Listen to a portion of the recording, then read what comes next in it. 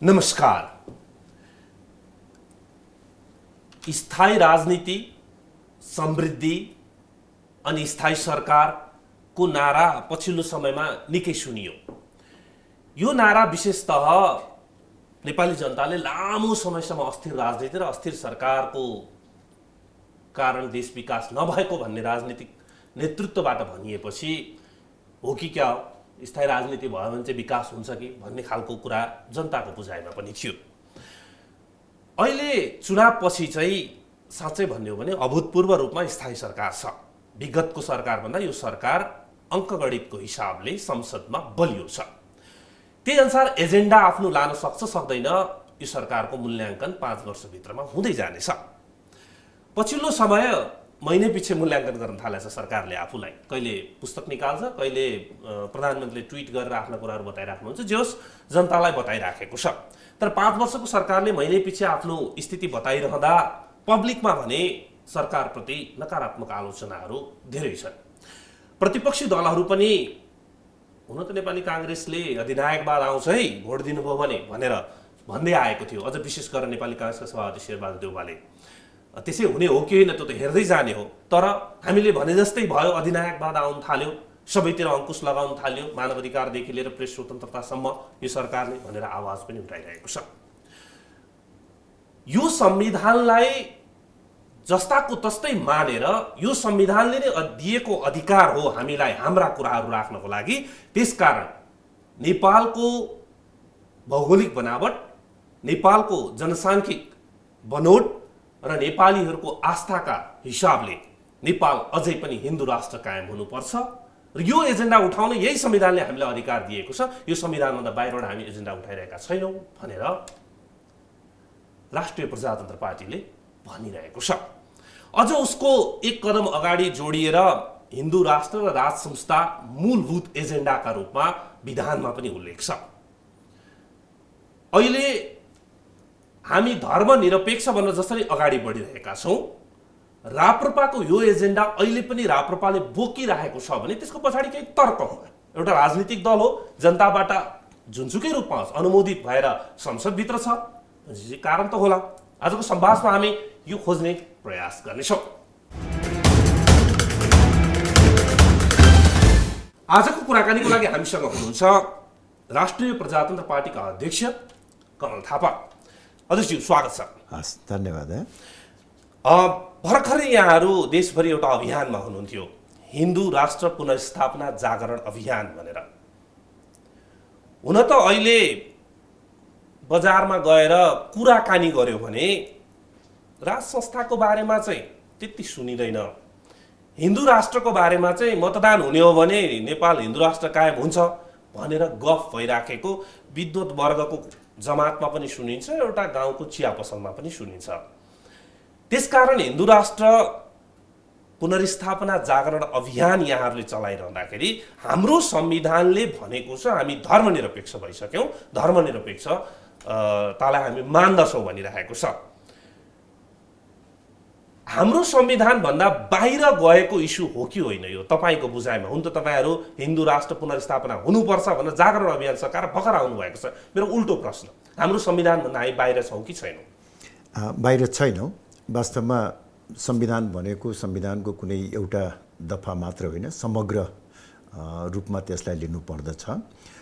यो संविधानमा धर्मनिरपेक्षता, गणतन्त्र र संघीयता एउटा राजनीतिक व्यवस्था र अवस्थाको रूपमा रहेको छ।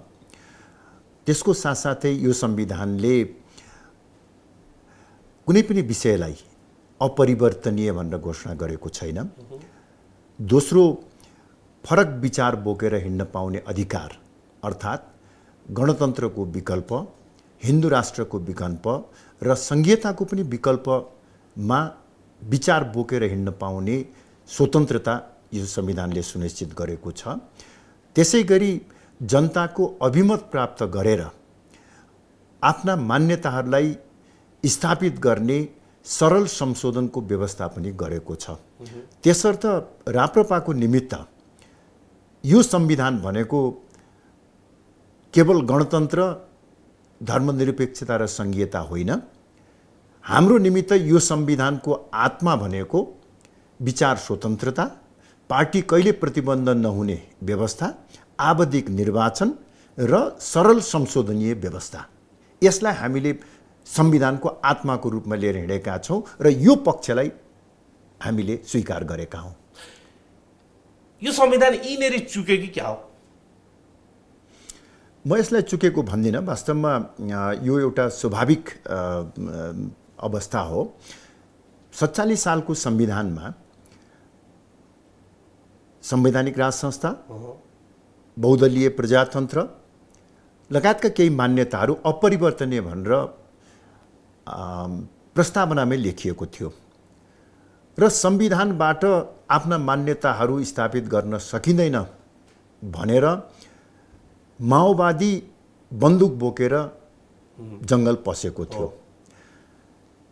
संविधान सभाबाट संविधान बन्ने क्रममा 64 सालको पहिलो संविधान सभाले 47 सालकै त्यही मान्यतालाई अनुसरण गर्दै आफ्नो ड्राफ्टमा प्रस्तावनामा सङ्घीयता, गणतन्त्र र धर्मनिरपेक्षता अपरिवर्तनीय रहनेछ भनेर मस्यौदा तयार गरेका थियो र त्यो मस्यौदा जब दोस्रो संविधान सभाको बैठकमा पेश गरियो त्यही बेलामा हामीले सुरुमै भन्यौँ यदि यही नै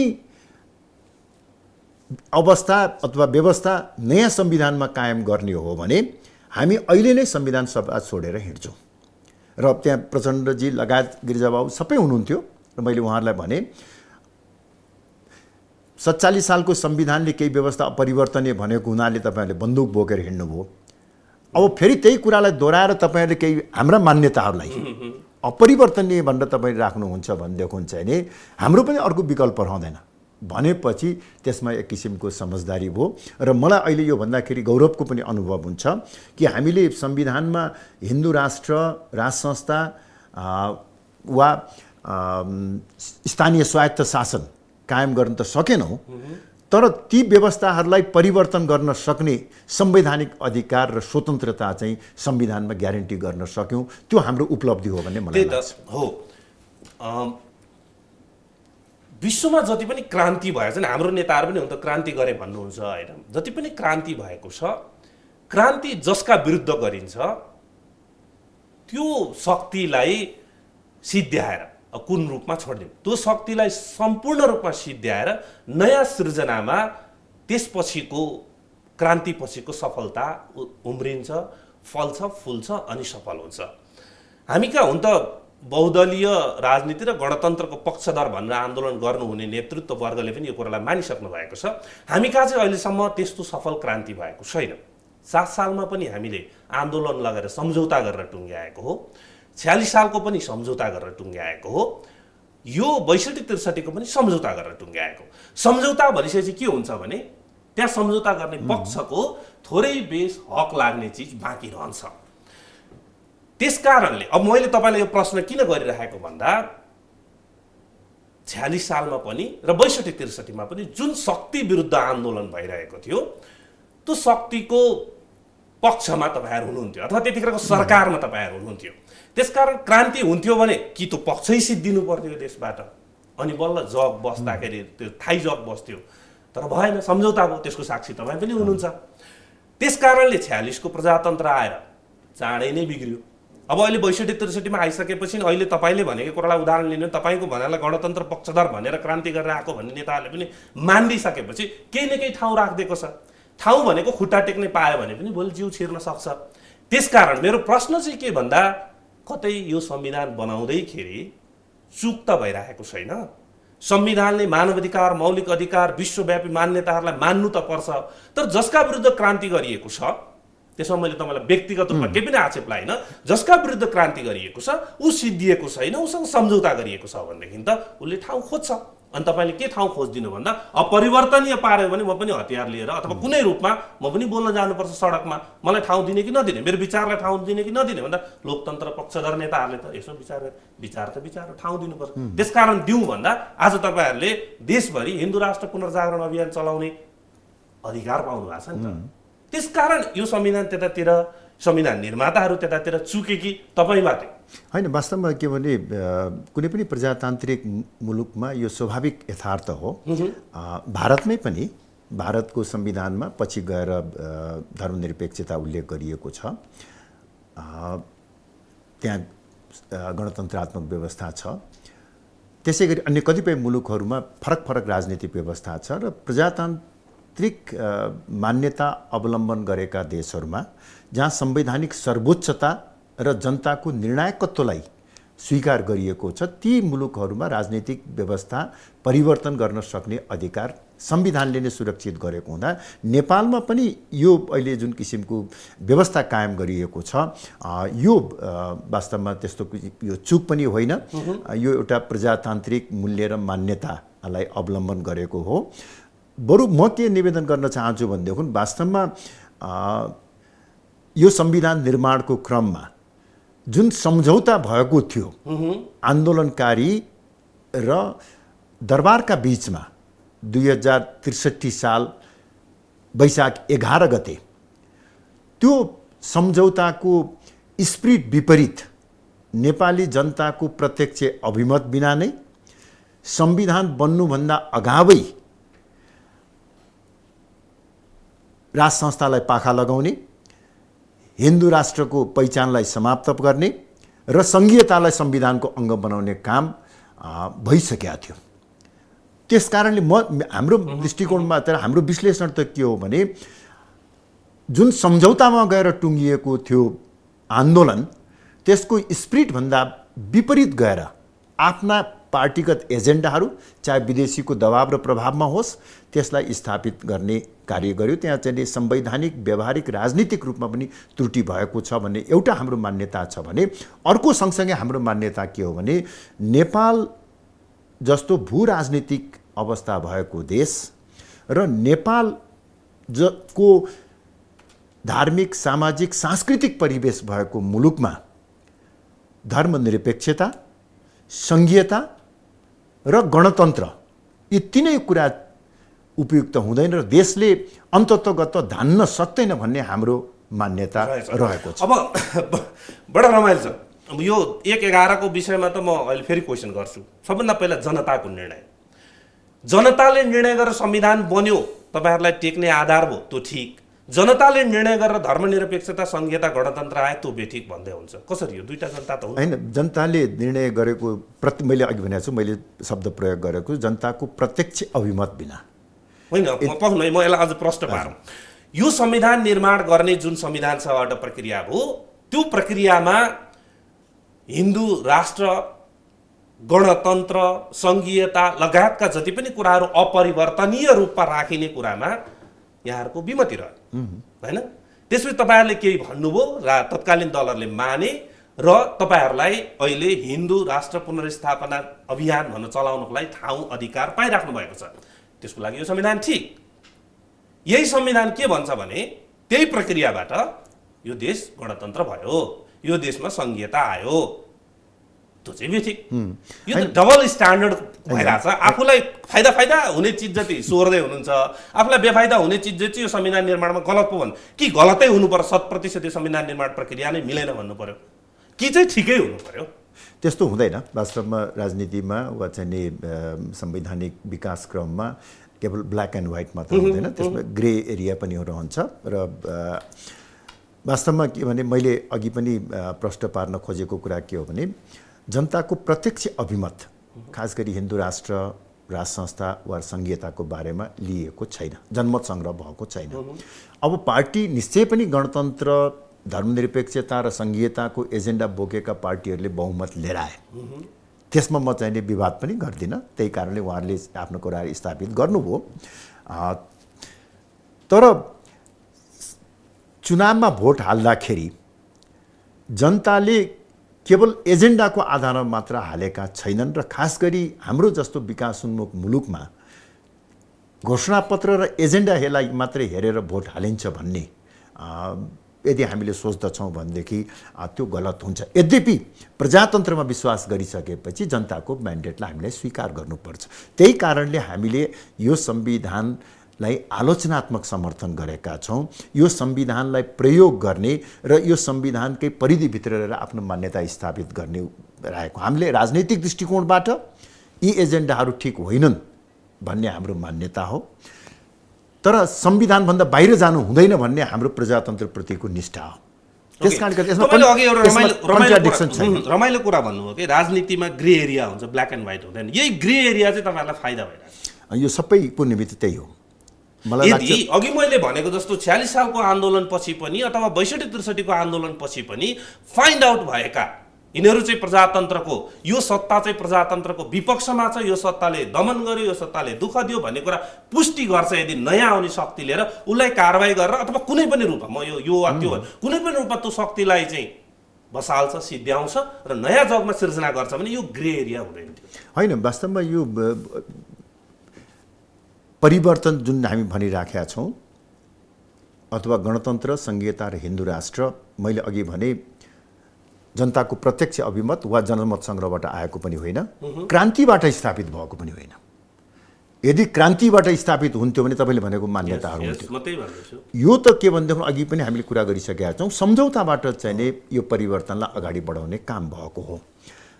त्यो सम्झौता अनुसार हरेक पार्टीले आफ्नो विचार लिएर हिँड्न पाउने अधिकार छ। यो संविधान तपाईले अघि भनिसक्नु। म फेरि एउटा कुरा यो पनि थप्न चाहन्छु कि यो संविधानलाई हामीले मात्रै आलोचनात्मक समर्थन गरे होइन। यो संविधानका कतिपय विषयहरूमा तत्कालीन नेकपा माओवादीको पनि असहमति छ। उसले पनि रिजर्भेसन राखेको छ, फरक मत राखेको छ। मधेस केन्द्रित राजनैतिक दलहरू जो संविधान सबै छोडेर संविधान सभा बहिष्कार गर्नुभयो, यद्यपि अहिले फेरि उहाँहरू संवैधानिक प्रक्रियामा आउनुभएको छ, सरकारमा पनि हुनुहुन्छ, उहाँहरूको पनि स्ट्रङ रिजर्भेसन छ। सबै पार्टीको आफ्नो मान्यता हुन्छ। अहिलेकै संविधानमा पनि कतिपय विषयहरू एमालेलाई पनि चित्त बुझेको छैन होला, तत्कालीन एमाले, काङ्ग्रेसलाई पनि कतिपय कुरा चित्त बुझेको छैन होला। आफ्ना आफ्ना विचार लिएर चाहिँ नि हिँड्ने, जनताको माझमा लिएर जाने, जनताले जे कुरा चाहिँ दिन्छन्। अब त्यो हामीले यो विकासोन्मुख मुलुकमा जनताको चेतनाको स्तर छैन, जनताले भोट हालेको त्यो भन्न मिल्दैन चाहिँ। हामीले रुल्स अब जब हामी गेममा प्रवेश गरिसकेका छौँ भने रुल्स अफ द गेमलाई मानेर हामी अगाडि बढ्नुपर्छ। प्रजातन्त्र भनेकै फरक फरक विचार बिचको प्रतिस्पर्धा हो। त्यही भएर मैले के भन्दैछु भने कमलजी, मिस्टेक तपाईँहरूको भन्दा धेरै चाहिँ क्रान्ति गऱ्यौँ, सफल पार्यौँ यो देशमा भनेर जुन शक्ति आएको छ अथवा अहिले सत्ता सञ्चालन गरिरहेको छ, विशेष गरेर नामै लिनुपर्दा तत्कालीन नेकपा एमाले माओवादी केन्द्र र चाहिँ नेपाली काङ्ग्रेस, यो शक्तिहरूको गल्ती छ। ग्रे एरिया बनाइदिने, खेल्ने ठाउँ दिने हो भने यदि क्रान्ति गरेको भने हामीले क्रान्ति सफल पार्यौँ। हाम्रो क्रान्ति विरुद्ध आउनलाई हामीले जस्तै भन्नु, राजा महेन्द्रले के गर्नुभयो, तत्कालीन जो विपक्षमा थिए आफूले सत्ता कब्जा गरिसकेपछि अथवा त्यसलाई प्रजातन्त्र भाषा कु गरिसकेपछि त्यो पक्षलाई पुरै सिद्ध्याइदिनु हो नि। कि प्रवासमा जानु पर्यो, कि यहाँभित्र जेलमा बस्नु पर्यो, कि त्यसरी आउनु पर्यो। उहाँहरूले त त्यो पनि गर्न सक्नु भएको छैन। अब भन्नु न, उदाहरणै दिएर भन्दाखेरि अहिले चाहिँ के भन्छ, तत्कालीन सरकारमा बसेर सत्ता बचाउनको लागि अथवा यो चाहिँ देश जोगाउनको लागि भनेर यहाँहरूले काम गरिराख्नु भएको थियो नि त त्यतिखेर, होइन? यदि शक्ति हुन्थ्यो, यदि गरेको थियो भने त्यो सत्ता सिद्धेपछि त गर्नु पर्थ्यो, गर्नु भएन। तर कहाँ गएर कुरो अड्क्यो भन्दा अघि तपाईँले पनि भनिसक्नु, मैले पनि सम्झौतामा, सम्झौता भए चाहिँ गिभ एन्ड टेक भइहाल्छ। यो गिभ एन्ड टेकको खेल भइरहेछ यहाँनिर, होइन? त्यसकारण म तपाईँले अघि डेट उल्लेख गर्नु भने 1/11, यो 1/11 को बारेमा धेरै कुरा हुन्छ। गिरिजाबाबुको ग्रान्ड डिजाइन जस्तो के यहाँ ग्रान्ड डिजाइन छ भन्ने, तर कहिले के हो ग्रान्ड डिजाइन उहाँ त्यतिकै मरेर जानु कहिले पनि भन्नु भएन। अहिले यो 1/11 को सम्झौता त्यस्तै छ। के हो 1/11 को सम्झौता? कहाँ छ? लिखित छ, मौखिक छ, के छ? होइन, यसमा चाहिँ के भन्दै वास्तवमा धेरै दुविधा हुनुपर्ने जरुरी छैन। राजा ज्ञानेन्द्रबाट 2063 साल वैशाख 11 गते जुन शाही घोषणा आयो, त्यो शाही घोषणाको मस्यौदा आन्दोलनकारी दलहरूको शीर्ष नेताहरूबाट ड्राफ्ट भएर गिरिजाबाबुको घरमा ड्राफ्ट भएर दरबार पुगेपछि त्यसलाई सामान्य राजकीय भाषाहरू प्रयोग गरेर अघिल्तिर बढायो। एउटा डकुमेन्ट त त्यही नै हो। ओके, त्यसमा पनि केही प्रष्ट कुराहरू लेखिएका छन्। दोस्रो मलाई लाग्दछ कि त्यो बेलामा दरबार र आन्दोलनकारी शक्तिहरूका बीचमा केही लिखित सम्झौताहरू पनि भएका छन्। अब त्यो हस्ताक्षरयुक्त छन् वा हस्ताक्षरविहीन छन्, त्यो म चाहिँ आधिकारिक रूपमा भन्न सक्दिनँ। तर केही लिखित दस्तावेजहरू आदान प्रदान भएको कुरा म दाबीका साथ भन्न सक्दछु र त्यसको स्पिरिट भनेकै त्यो डकुमेन्ट पनि छोडिदिनुहोस् न, त्यही शाही घोषणालाई एकपटक हामीले पढ्यौँ भने प्रष्ट हुन्छ। तत्काल बहाल रहेको 47 सालको संविधानको जगमा टेकेर प्रतिनिधि सभा पुनर्स्थापना गर्ने, नयाँ सरकार गठन गर्ने र संविधान सभाको चुनाव गरेर नयाँ संविधान निर्माण गर्ने। तर संविधान सभाको चुनावभन्दा अगाडि 47 सालको संविधानलाई समाप्त पार्ने काम गरियो। त्यो चाहिँ सम्झौता विपरीत थियो। त्यसै गरी संविधान बनेपछि नयाँ राजनीतिक व्यवस्था कस्तो हुने भन्ने, गणतन्त्रमा जाने वा राज संस्थामा जाने भन्ने कुरा निर्णय हुन सक्थ्यो। तर 2063 साल माघमा अन्तरिम संविधानलाई निर्माण गरेर अन्तरिम संविधानलाई संशोधन गरेर राज संस्थालाई पाखा लगाउने र प्रधानमन्त्रीले नै राष्ट्राध्यक्षको काम गर्ने, राज संस्थालाई निलम्बन गर्ने काम संविधान सभाको चुनाव हुनुभन्दा अगाडि गरियो। त्यसै गरी हिन्दू राष्ट्रको पहिचानलाई समाप्त गर्ने भन्ने न आन्दोलनमा कतै थियो, न तपाईँको चाहिँ कुनै राजनीतिक पार्टीको एजेन्डामै थियो। तर हिन्दू राष्ट्रको पहिचानलाई संविधान सभाको चुनाव हुनुभन्दा अगाडि समाप्त पार्ने काम गरियो। चुनावको मुख नै नदेखिएको नेकपा माओवादीलाई एमाले सरहको 83वटा सिटमा ल्याएर अन्तरिम संसद मनोनितबाट अन्तरिम संसद बनाउने काम गर्यो। यो सबै त्यो सम्झौता, त्यो घोषणाको चाहिँ विपरीत थियो वास्तवमा। अब यसमा तपाईँहरूको हिन्दू राष्ट्र मात्रै छैन, यो फेरि यो तपाईँहरूको एजेन्डामा चाहिँ मेरो चाहिँ केही पनि भन्नु छैन है, किनभने एउटा पार्टीले एउटा एजेन्डा बोकेर जान सक्छ। त्यससँगै जोडिएको छ, तपाईँले पटक पटक भन्नु पनि हुन्छ हिन्दू राष्ट्र र राज संस्था भनेर, होइन? अहिले हामी 3/11 को के हो सम्झौता भनेर कुरा गर्दा नि यहाँले पटक पटक त्यो कुरालाई भनिसक्नु भयो। अब राज संस्थालाई यो विषयको चासो छैन, राप्रपा किन यो विषय बोकेर हिँडिरहेछ? किनभने यो हामीहरूको सैद्धान्तिक वैचारिक निष्ठा हो।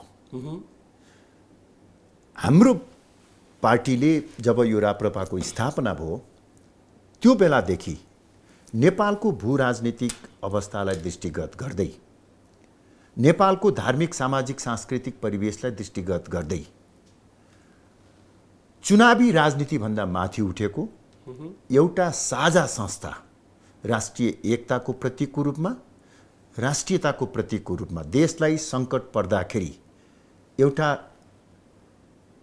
क्लेरियन कल दिन सक्ने लास्ट कस्टोडियनको रूपमा एउटा चुनावी राजनीतिभन्दा माथि उठेको संस्था आवश्यक पर्छ।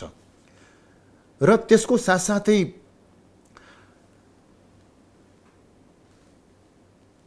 देशलाई कुनै एउटा डरलाग्दो सङ्कटको स्थिति आयो भने वा राज्य सञ्चालनका विविध कालखण्डमा पनि विभिन्न किसिमका विकृतिहरू बेसङ्गत देखियो भने एउटा अभिभावकको भूमिका निर्वाह गर्न सक्ने। आज हामीले जति पनि विकृति र विसङ्गति देखिराखेका छौँ, अभिभावकविहीन जस्तो अवस्था छ। जनतासँग डराउनु पर्दैन। यद्यपि जनतालाई हामी मालिक भन्दछौँ, तर जनतालाई म्यानिपुलेट गर्नको निमित्त अनेक किसिमका अस्त्रहरू तयार गरिएका छन्। चाहे त्यो सत्ता भन्नुहोस्, चाहे त्यो पैसा भन्नुहोस्, चाहे त्यो मसलको कुरा गर्नुहोस्। यसमा पख्नु है, म सब क्वेशन राख्छु, म खालि एउटा यसमा टुङ्गिहाल्छु। त्यो कारणले गर्दाखेरि आज जुन किसिमको चाहे त्यो एकदलीय सर्वसत्तावाद वा अधिनायकवादको कुरा होस्, किनभने जनतासँग डराउनु परेन। अर्को अभिभावक छैन। अभिभावकविहीन परिवारको जस्तो एउटा स्वच्छन्दता अहिले मुलुकमा देखा परेको कारण त्यो विदेशीले पनि हस्तक्षेप गरिदिइराखेको छ। यहीँभित्र ब्रह्मलुट पनि भइराखेको छ। त्यसलाई नियन्त्रण। अनि यसमा अब अहिले यहाँले भनेको कुराहरू चाहिँ भन्न गणतन्त्र पछाडि चाहिँ विकृति विसङ्गति भयो, त्योभन्दा अगाडि चाहिँ राम्रै राम्रो थियो भन्ने तर्क पनि होइन होला, मेरो बुझाइमा है। यहाँले त्यसो भन्दै हुन्छ नि त्यो गलत हुन्छ। र अर्को अभिभावकत्व ग्रहण गर्ने भनेको राजाले मात्रै हुन्छ अथवा राजाबाट मात्रै हुन्छ र राजा सबैको साझा भन्ने नारामा चल्छ भन्ने कुरा पनि होइन। दुईटा कुरा गर्न चाहन्छु। एउटा राज संस्थालाई पछिल्लो बिर्सिनु, पृथ्वीनारायण शाह पछिका वंशजहरूले चलाएको राज्य सत्ता त हामीले पढेका छौँ, एक दुईवटा राजा त हामीले भोगेका पनि छौँ नि त। उहाँहरूले शासन सत्ता चलाउँदाखेरि जनताले कसरी दुःख पाए भन्ने कुरा इतिहासमा रेकर्ड भएर बसेको छ, होइन? यसलाई पनि हेर्नु पर्यो। राज संस्था अभिभावक हुँदो रहेछ कि देश हित गर्दो रहेछ कि अहित गर्दो रहेछ। अर्को कुरा, अरू जम्मै कुरा बिर्सिदियो। पछिल्लो हामीले के अरे सत्ताच्युत हुनुभएका पूर्व राजा ज्ञानेन्द्रलाई नै लिउँ न, उहाँले के गरेर उहाँको सत्ता गयो? नेपाली जनताले गरेर हो? होइन नि, उहाँको आफ्नै गलत एक्टिभिटीका कारणले उहाँको सत्ता गएको छ भनेपछि राज संस्था चाहिँ अभिभावक भइदिन्छ, हाम्रो हित गर्छ भन्ने कुराको तर्कहरू त त्यति पूर्ण लाग्दैन नि, सकिँदैन नि त्यसलाई बुझाउन नेपाली जनतालाई। यदि नेपाली जनताले बुझ्थे भने र त्यो कुरा सही हुन्थ्यो भने यो 62-63तिर आन्दोलन पनि हुँदैन थियो कि। म यहाँ चाहिँ निवेदन गर्छु, पहिला त नेपालको करिब 250 वर्ष लामो शाहवंशीय राजतन्त्रको क्रममा त्यो 250 वर्ष राजाले शासन गरेको अवस्था होइन। एउटा यो कुरा पनि ऐतिहासिक तथ्यलाई हामीले त्यसलाई नजरअन्दाज गर्न सक्दैनौँ। अधिकांश समय अरूबाटै राज्य सञ्चालन भएको छ।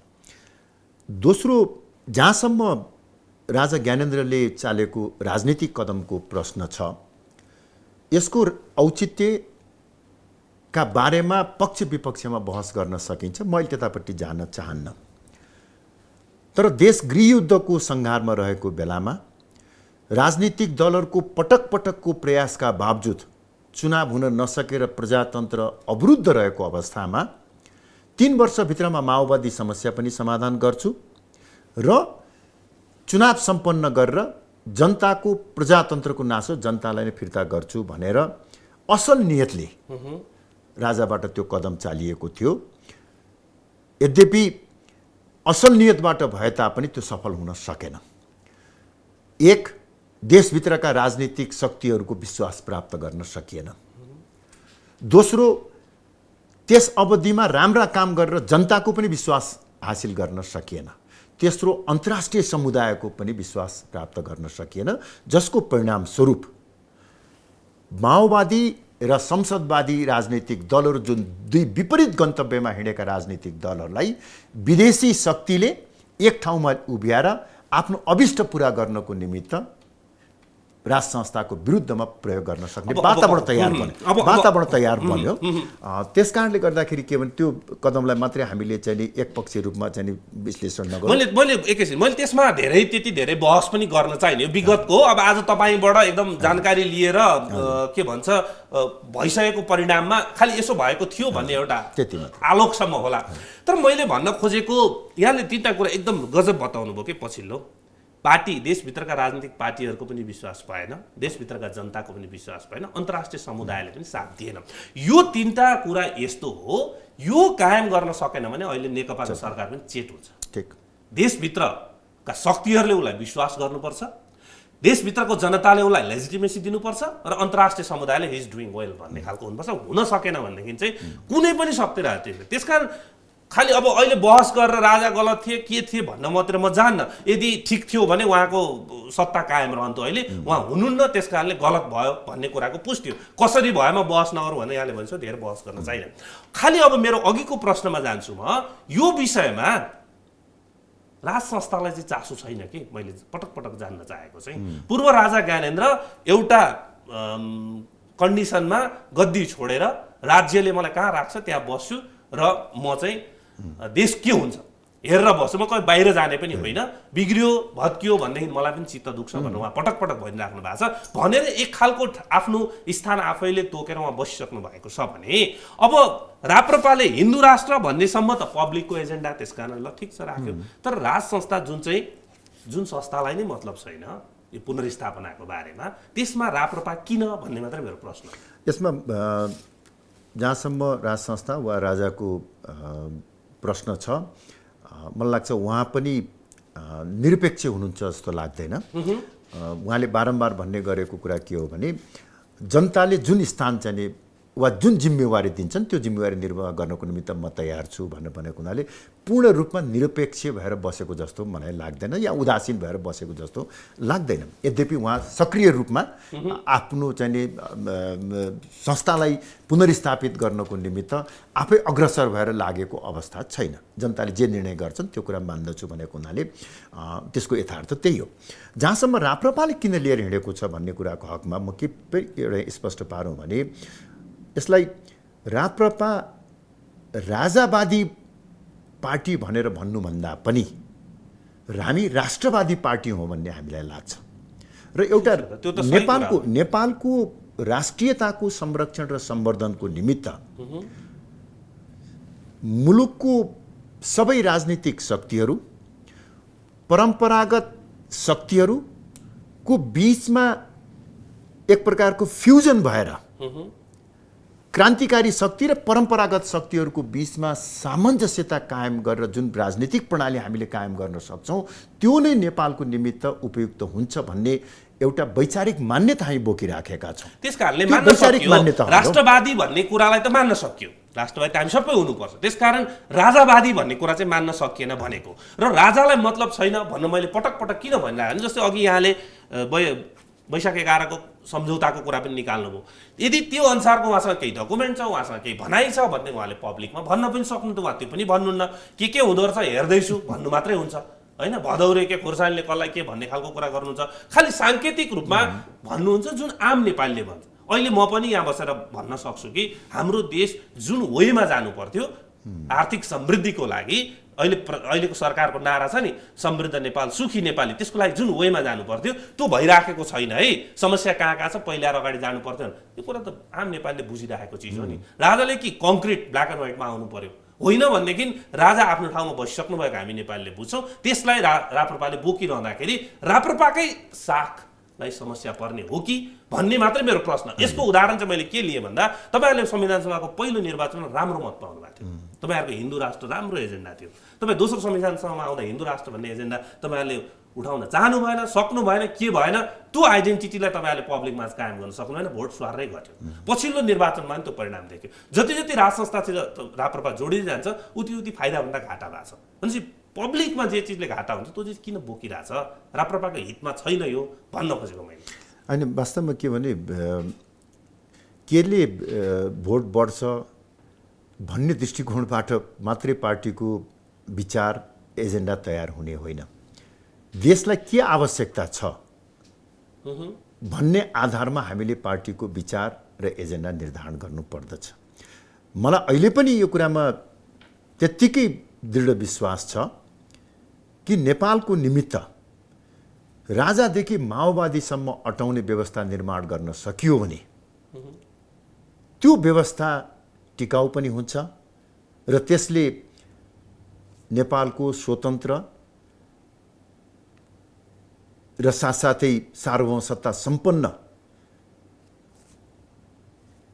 स्थितिलाई पनि सुदृढ तुल्याउन सक्छ भन्ने त्यो मलाई अहिले पनि लाग्छ। त्यस कारणले यसलाई विचारको रूपमा लिएर हिँडेका हौँ र हामीले जनताको माझमा त आफ्नो एजेन्डाको बारेमा ठिक ढङ्गबाट बुझाउन सक्नुपर्छ र सायद अहिले विभिन्न कारणले गर्दाखेरि हामीले जनतालाई बुझाउन सकिरहेका छैनौँ।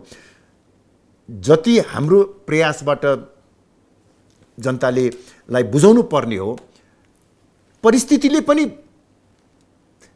जनतालाई त्यो तर्फ बुझाइराखेको छ भन्ने अहिले हामीलाई लाग्छ। यो देशको चाहिँ 10-12 वर्षको घटनाक्रमलाई हेर्ने हो भने हामीले गरेको विश्लेषण र हामीले लिएको एजेन्डाप्रति जनताको आकर्षण बढ्दैछ। ओके, त्यो तपाईँहरूको हो। यदि जनताले त्यसै गरिरहेछ भनेदेखि त तपाईँहरूलाई शुभकामना पनि छ। तर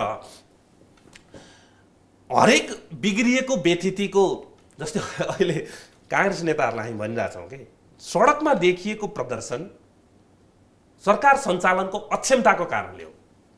सरकार सञ्चालनमा अक्षमता भएर सडकमा यदि प्रदर्शन हुन्छ भने त्यो काङ्ग्रेसको पक्षमा होइन बाबा भनेर हामी भनिरहेका छौँ कि यहाँबाट।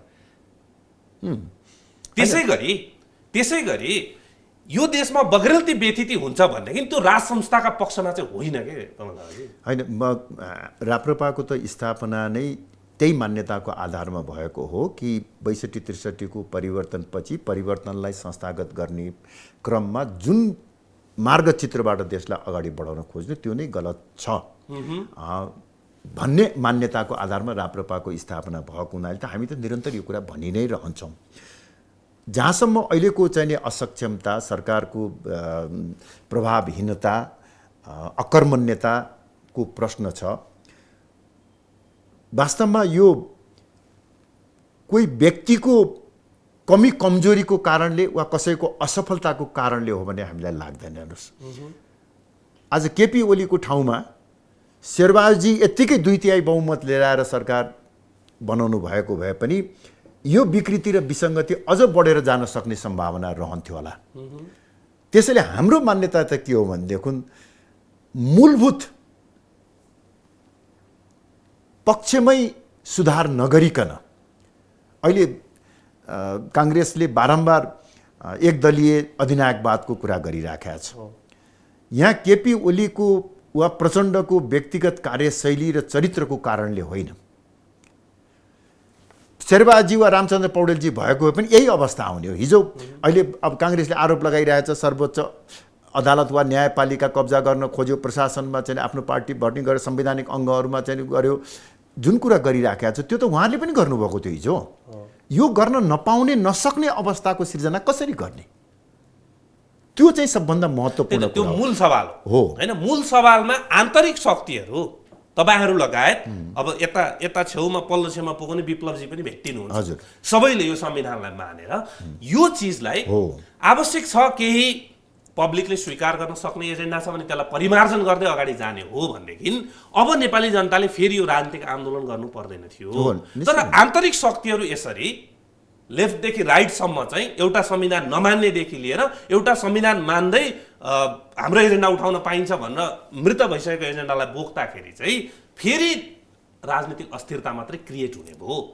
लेजिटिमाइज भएको जनताले मत दिएर बनेको शक्तिलाई सबै मिलेर सघाइदिएदेखि त ऊ ठाउँमा आउँछ नि त। त्यो नगर्दा यसरी कुरा गर्दाखेरि चाहिँ फेरि राजनीतिक आन्दोलन, फेरि अर्को चाहिँ रिग्रेसनका कुरा आउने भएको हुनाले नेपाली जनताको काँधमा अब थप राजनीतिक आन्दोलनको भार चाहिँ यो दलहरूले बोकायो भने नेपाली जनताले ठेक्न सक्दैन। त्यो कुरालाई बुझेर तपाईँहरूले पनि यो संविधानलाई मान्नै सक्नु भएको छ। आफ्नो एजेन्डामा के राख्न सकिन्छ, के हो छोडिसकेको एजेन्डा पाए उतापट्टि विप्लवजीसँग जाने हो भने उहाँहरूले त यो संविधानै हुँदैन भने यो संविधानले बाहेक दिने उहाँहरूलाई के कस्तो संविधानले दिन्छ, त्यो प्रश्न राजनीतिक दलहरूले यो जम्मैले एकै ठाउँ एउटै लाइनमा हिँड्ने हो भनेदेखि चाहिँ समस्याको तपाईँले भन्नुभएको जस्तो राष्ट्रवादी शक्तिहरू एकै ठाउँ आएर राष्ट्रको हित हुन्छ अनि अर्को शक्तिले खेल्न पनि पाउँदैन। अनि बिल्कुल सही कुरा हो। वास्तवमा अब हामीले धेरै लामो समय व्यर्थमा खेर फालिसक्यौँ। 20 वर्ष भनेको कुनै पनि राष्ट्रको निमित्त अत्यन्तै महत्त्वपूर्ण समय हो। व्यक्तिको लागि त यो चाहिँ एउटा पुस्ताकै चाहिँ अन्त्य पनि हो। त्यसकारणले अब हामीले आपसमा विवाद गरेर होइन, संविधान र जनताको सर्वोच्चताको परिधिभित्र रहेर आफ्ना मान्यताहरूलाई स्थापित गर्ने बाटो अवलम्बन गर्नुपर्छ। मलाई अहिले यो भन्दाखेरि खुसी लागेको छ कि जति बेला मधेस केन्द्रित राजनीतिक दलहरू संविधानलाई अस्वीकार गरेर आन्दोलन गरिराख्नु भएको थियो, नाकाबन्दीलाई प्रोत्साहित गरिरहनु भएको थियो, त्यो बेलामा वार्ता टोलीको प्रमुखको नाताले मैले उहाँलाई पटक पटक भने कि तपाईँहरूको भन्दा हाम्रो त मूलभूत रूपमै यो संविधानमा असहमति रहेको छ, तर यो संविधानले संविधान संशोधन गरेर जनताको अभिमतबाट मान्यता स्थापित गर्न सक्ने चाहिँ अधिकार दिएको हुँदा हामी हिजो 25 जनाले जे भन्यो त्यही नै हुनुपर्छ भनेर भन्ने नभए मान्दैनौँ भनेर भन्ने हो। त्यो प्रजातान्त्रिक मान्यता भएन। तपाईँहरू किन चुनावमा भाग लिनुभयो?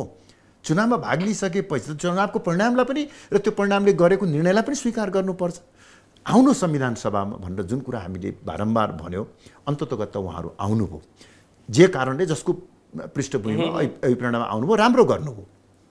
यसै गरी विप्लव लगायतका राजनीतिक शक्तिहरूलाई पनि हामीले यदि चाहिँ दमनको माध्यमबाट अहिले जुन किसिमबाट विप्लवको प्रवक्तालाई अदालतले छोड भन्ने, फेरि प्रशासनले चाहिँ थुन्ने चाहिँ जुन किसिमको 2-3 पटक भइसकेको छ, यो ठिक भएन। वास्तवमा त्यो राजनीतिक शक्ति हो। हिजोको माओवादीको एउटा चाहिँ अधुरो योजनालाई अघिल्तिर बढाउँछु भनेर लागेको शक्ति भएको हुनाले अहिले माओवादी पनि सत्तामा रहेको अवस्थामा त्यसलाई दमन होइन, त्यसलाई चाहिँ वार्ताको माध्यमबाट समाधान खोजेर सबैले ल्याउने प्रयास गर्नुपर्दछ। संविधान रुल्स अफ द गेम सबैलाई फेयर हुनुपर्छ। त्यसमा सरकारले चाहिँ ज्यादा चाहिँ दमन गर्नु पनि हुँदैन। यहाँनिर एउटा अहिले तपाईँले उठाएको एउटा गम्भीर प्रश्न चाहिँ के छ भने अब पनि मलाई के लाग्छ भने यो संविधानले पनि यदि राजनीतिक स्थिरता दिन सकेन, जनताको चाहना अनुसार मुलुकको आर्थिक विकास र समृद्धिको लक्ष्य हासिल गर्न सकेन भने अब सामान्य राजनीतिक परिवर्तन मात्र हुँदैन। अब मुलुकमा अहिले पनि क्रियाशील रहेका, सुसुप्त रूपमा रहेका जुन डिस्टेबलाइजिङ फोर्सेसहरू छ, राष्ट्रिय अन्तर्राष्ट्रिय शक्तिहरूको चाहिँ अभिप्रेरणामा ती डिस्टेबलाइजिङ फोर्सेसहरूले यो संविधानलाई मात्रै समाप्त पार्ने होइन, मुलुकको राष्ट्रिय एकता र अखण्डतालाई पनि आघात पुर्याउन सक्ने म चाहिँ टट्टाडो खतरा देखिराखेको छु। अबको अर्को चरणको चाहिँ विद्रोह वा आन्दोलनले नेपालको अस्तित्वमाथि नै प्रश्न चिन्ह खडा गर्छ। कतिको निष्ठा पाउनुहुन्छ यो संविधानमाथि वर्तमान सत्ताधारी नेतृत्वको? उदाहरणकै रूपमा लिने हो भने नेकपाका 2 अध्यक्षकै उदाहरण लिउँ। म चाहिँ नि हेर्नुहोस्, अब निष्ठा निश्चय पनि उहाँहरूको प्रजातन्त्रप्रति, जनताको अधिकारप्रतिको निष्ठामा शङ्का गर्न चाहन्न। अझ राष्ट्रियताको बारेमा पनि म कुनै पनि नेताको निष्ठामाथि शङ्का गर्न चाहन्न। धेरै लामो सङ्घर्ष गर्नुभएको छ, जेल बस्नुभएको छ, तर नियत र कार्यशैली चाहिँ नि म ठिक देखिराखेको छैन। हेर्नुहोस्, भनेको खास गरी काङ्ग्रेस र अहिले चाहिँ कम्युनिस्ट पार्टी जुन चाहिँ छ, उहाँहरूको नियत चाहिँ के भने प्रजातन्त्र र संविधानको आवरणमा आफ्नो र आफ्नो पार्टीको राजनीतिक वर्चस्वलाई सुरक्षित गर्ने र त्यसैलाई निरन्तरता दिने। अर्को अर्थमा भने सर्वसत्तावादी सोचबाट काङ्ग्रेस पनि कम्युनिस्ट पनि अभिप्रेरित भइरहेको मैले पाइराखेको छु। हेर्नुहोस्, यसले पनि दुर्घटना लिएर आउँछ। प्रजातन्त्र भनेको अत्यन्तै मसिनो नैतिक धरातलमा चाहिँ खडा भएको हुन्छ। 2/3 बहुमत प्राप्त गरेको सरकारले त स्वाभाविक रूपले संविधान पनि आफू अनुकूल संशोधन गरेर मुलुकमा चाहिँ अधिनायकवाद कायम गर्न सक्छ। तर उसले चाहिँ नि न्यायपालिकामा नियुक्ति गर्दाखेरि होस्, चाहे संवैधानिक अङ्गमा नियुक्ति गर्दा होस्, चाहे राज्य सञ्चालनमा चाहिँ नि प्रशासनिक संरचनालाई प्रयोग गर्दाखेरि होस्, केही निश्चित नैतिक मूल्य र मान्यतालाई अवलम्बन गरेन भने त्यसले विकृति लिएर आउँछ। संविधान आफैमा सबै कुरा होइन। संविधानका शब्द र भाषाले मात्रै, वाक्यले मात्रै सबै कुरा चाहिँ निर्देशित गरेको हुँदैन। त्यो संविधानमा लेखिएका वाक्य र भाषालाई परिचालित गर्ने केही मर्यादाहरू हुन्छन्, केही सीमाहरू हुन्छन्। त्यो सीमाहरूका बारेमा भने केपी ओली, प्रचण्ड, शेरबहादुर कसैको पनि इमान्दारिता म देखिराखेको छैन। अब आउँ तपाईहरूको पार्टीभित्रै प्रवेश गरौँ। यही एजेन्डाले गर्दा अघिदेखि हामीले छलफल गरेका हिन्दू राष्ट्र र राज संस्थाकै एजेन्डाले गर्दा तपाईँहरूको पार्टी एकीकरण पनि हुन्छ हुँदैन, घरि हुन्छ, फेरि फुट्छ, धेरैचोटि फुट्ने जुट्ने खालको स्थिति आइरहेको छ। पछिल्लो समयमा त अब सबै केन्द्रीय पदाधिकारी पदमुक्त गरेर चाहिँ फेरि सुरुदेखि काम गर्नुपर्ने स्थितिमा नि पुग्नुभयो। यो एजेन्डाकै समस्या हो अथवा व्यक्तिगत रूपमा कमल थापाको समस्या? हाम्रो पार्टीभित्र यस्तो कुनै समस्या छैन। पार्टीभित्र पार्टीको जुन सिद्धान्त विचार छ यसबारेमा कुनै विवाद छैन। चाहे त्यो हिन्दू राष्ट्रको कुरा होस्, चाहे राज संस्थाको कुरा होस्, चाहे त्यो स्थानीय स्वायत्त शासन हो। वास्तवमा हामीले संघीयतालाई पनि यो पूर्ण रूपमा स्वीकार गरेको होइन। हामी त स्थानीय स्वायत्त शासन हुनुपर्छ, केन्द्रीय सरकार र स्थानीय सरकार भए पुग्छ भन्ने हो। यसमा कुनै किसिमको विवाद छैन। र अहिले जुन किसिमको पदाधिकारीहरू सबै पदमुक्त गरेर नयाँ ढङ्गबाट अगाडि बढ्न खोजिरहेछौँ, यसको पछाडि केही कारणहरू छ। पहिलो कारण, गएको चुनावमा हामीले अप्रत्याशित निराशाजनक परिणाम भोग्नु पर्यो। अहिले तुलनात्मक रूपमा पार्टी अत्यन्तै कमजोर अवस्थामा पुगेको छ। कार्यकर्ताहरूमा अलिकति अन्योल, अलिकता निष्क्रियता, शिथिलताको स्थिति देखिएको छ। यो पृष्ठभूमिमा पार्टीलाई नयाँ उचाइमा पुर्याउनको निमित्त नयाँ ढङ्गबाटै अगाडि बढ्नुपर्ने भएको हुँदा अहिले हामीले आफ्नो पार्टीको विधानमा पनि महत्त्वपूर्ण सुधारहरू गरेका छौँ। अब यो राप्रपालाई अझ बढी हामीले कार्यकर्तामुखी बनाउन खोजिरहेछौँ, जनमुखी बनाउन खोजिरहेछौँ। यसो हुनुमा पार्टी अध्यक्ष कमल थापा स्वयं कतिको जिम्मेवार हुनुहुन्छ? यदि जिम्मेवार हुनुहुन्छ, गल्ती भइरहेछन्, त्यसलाई रियलाइज गरेर मार्ग प्रशस्त पनि गर्न सकिन्छ? निश्चय पनि हेर्नुहोस्, वास्तवमा के भने यो जुन किसिमको चुनावी परिणाम आयो यसबाट म अत्यन्तै चिन्तित छु र यसको सम्पूर्ण नैतिक जिम्मेवारी पनि मेरो हो पार्टी अध्यक्षको नाताले। यद्यपि हिजो 0बाट 4, 4बाट 25, 25बाट 37 पुर्याउने क्रममा पनि यही नेतृत्वको चाहिँ महत्त्वपूर्ण भूमिका रहेको थियो। तर अहिले गएर एउटामा सीमित हुनुमा पनि मेरो कमी कमजोरीहरू छन्। यो अवस्थामा मेरो अगाडि 2वटा चाहिँ विकल्पहरू थिए। एउटा, नैतिकताको आधारमा पदबाट अलग भएर मैले मार्ग प्रशस्त गरेर जाने एउटा चाहिँ नि विकल्प थियो। अर्को विकल्प अहिलेको चाहिँ कमी कमजोरीहरूलाई सच्याएर नयाँ ढङ्गबाट अगाडि बढ्ने। हिजो पार्टी बलियो हुँदै गएको अवस्थामा सत्ता लगायतका सुविधाहरू प्राप्त गर्ने अवस्थामा पार्टीमा रहने, पदमा रहने, तर अहिले पार्टी कमजोर भएर रक बटममा पुगेको बेलामा चाहिँ छोडेर भाग्नु चाहिँ झन् अर्को नैतिक दृष्टिकोणबाट उपयुक्त नहुने र पार्टीकै कार्यकर्ताहरूको पनि एउटा तीव्र दबावको कारणले गर्दाखेरि मैले दोस्रो विकल्प रोजेको छु र आफ्ना विगतका कमी कमजोरीहरूलाई सच्याएर आउने 4 वर्ष रात दिन नभनिकन 24 घण्टा मेहनत गरेर पार्टीलाई फेरि पुरानै अवस्थामा फर्काउन सक्छु भन्ने दृढताका साथ चाहिँ म लागिरहेको छु। यो राज संस्था भन्ने एजेन्डाले गर्दा पार्टी एकीकरण भइरहेको छैन नि, यसलाई छोड्न सक्नुहुन्न? सकिँदैन भनेपछि पार्टी एकीकरण हुँदैन। अब त्यो कुरा चाहिँ नि पशुपतिजी र प्रकाशजीले विचार गर्नुपर्छ। यो चाहिँ म आज तपाईँको लोकप्रिय कार्यक्रम मार्फत उहाँहरूलाई पनि प्रश्न पार्न चाहन्छु र आम जनतालाई पनि प्रश्न पार्न चाहन्छु कि राप्रपाभित्र हिन्दू राष्ट्र र राज संस्थाको विषयमा बहस हुँदैन। हिन्दू राष्ट्र र राज संस्थाको एजेन्डालाई समाप्त गरेर कुनै पनि प्रकारको एकता हामी गर्दैनौँ। तपाईँ एकदम दृढ नेताको रूपमा र आफ्ना कुरालाई प्रश्नसँग भन्ने, एजेन्डामा प्रश्न भएर हिँड्ने र अलिकति अध्ययन गर्ने बौद्धिक नेताहरूको पङ्क्तिमा पनि पर्नुहुन्छ कमल थापा। कमल थापाले हिन्दू राष्ट्र राज संस्थाको एजेन्डालाई यति बलियोसँग समात्नु भएको छ, नो इफ एन्ड बटको आधारमा भने पुनर्स्थापना हुन्छ कि क्या हो राज संस्था? अब पुनर्स्थापना हुन्छ हुँदैन, कहिले हुन्छ भन्ने कुरा भन्दा पनि मैले अघि पनि भनिसकेको छु, आवश्यक छ कि छैन भन्ने दृष्टिकोणबाट हामीले यो विचार लिएर हिँडेका हौँ। 62-63मा राज संस्थालाई पाखा लगाउँदाखेरि राज संस्थाप्रतिको लोकप्रियता जति घटेर गएको थियो, अहिले 12 वर्ष पछाडि राज संस्थाका बारेमा केही सकारात्मक सोचहरू बन्दै गएको छ। यद्यपि राजा वा राज संस्थाले पनि जनता र राजनीतिक दलहरूबाट एउटा स्वीकार्यताको स्थिति सिर्जना गर्नको निमित्त पर्याप्त कार्य भएको जस्तो म देख्दिनँ। त्यो जरुरी छ। वास्तवमा राजनीतिक दलका नेता र आम जनताको स्वीकार्यता प्राप्त गर्नको निमित्त स्वयं राजा वा राज संस्थाले पनि प्रयास गर्नुपर्छ। र हामी चाहिँ के प्रयास गरिराखेका छौँ भने हामीले परिकल्पना गरेको राज संस्था हिजोको जस्तो राज संस्था होइन, 62-63 भन्दा अगाडिको जस्तो राज संस्था पनि होइन।